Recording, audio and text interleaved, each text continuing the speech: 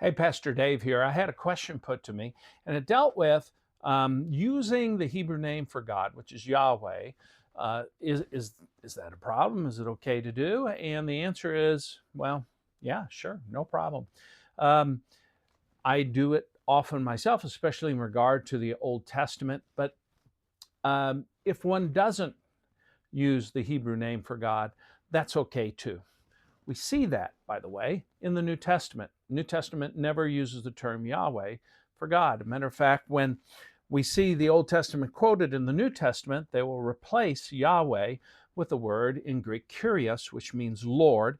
An example of that is you have it in Hebrews 7:21, the Lord has sworn, but in the Old Testament original, it has the word Yahweh. So that was very common to do so, and it's perfectly fine because we're not worshiping another God just because we use the word Lord instead of Yahweh. We know we are worshiping the God of Abraham, Isaac, and Jacob and doing exactly the same thing as the New Testament did.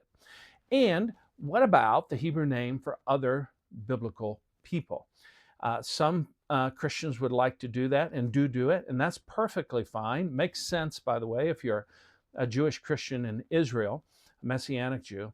But in the United States, it doesn't make as much sense to do that. I think it would cause more confusion among um, the vast majority of Christians, but certainly it wouldn't be wrong or sinful to do so. But these names are anglicized, right? They've gone through a history of different languages coming to us in English in a way that people can understand, relate to more in their culture, and pronounce in their culture. So, for instance, we see that even in the Bible. Peter is also known as Cephas.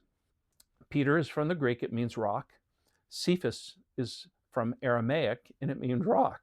It's just the differences in different cultures and different languages. By the way, Peter was also known as Simon and Simeon, four different names. And you can see that with Paul and Saul too.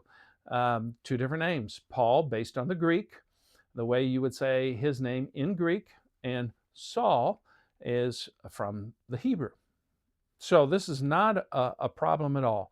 You are not more holy if you use the Hebrew name for God and the Hebrew name for Bible people, and you are not less holy if you don't use the Hebrew. So it is really a matter of freedom and a matter of practicality. Keeping in mind that when you go from language to language, not every culture, not every the people of every language can pronounce the same vowels and consonants that somebody does in another language. So there is a necessity of change just based on the vowels and consonants that people in different cultures are able and used to speaking.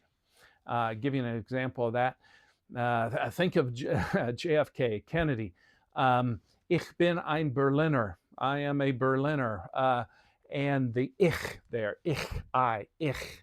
Well, we don't really use in English the sound unless we're getting something out of our throat, right? It's just one example of many examples of how consonants and vowels used in one language don't necessarily translate over to a different language in a different culture. So go ahead and use the Hebrew if you want. And if you don't want, that's fine too. Y'all have a blessed day. Remember that Jesus does indeed love you.